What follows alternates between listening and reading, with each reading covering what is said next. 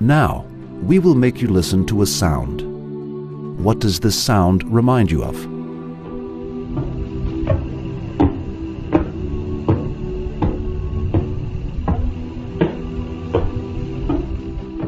Yes, it sounds like someone knocking at the door.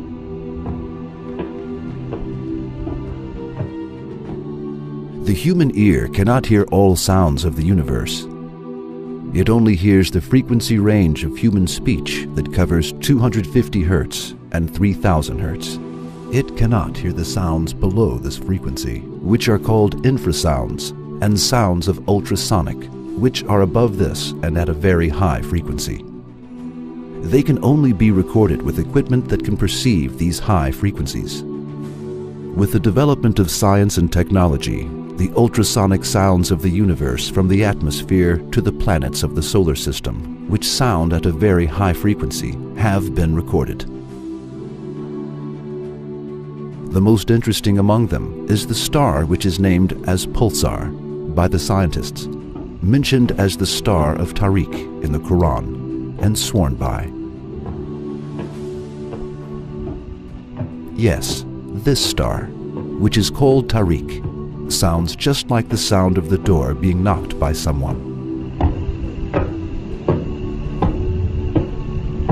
The most interesting side of this is that the word of Tariq in Arabic language means the knocker on the door. In fact, the word Tariq stems from the root of the verb tark. Tark means knocking strongly, slamming audibly. According to this, Tariq basically means the one who beats strongly, just like beating with a knocker and knocking on the door. How could today's discovery of the sound of the star, which is in the form of door knocking named as Tariq, meaning door knocker, 1400 years ago, be explained, since there was no science or technology then?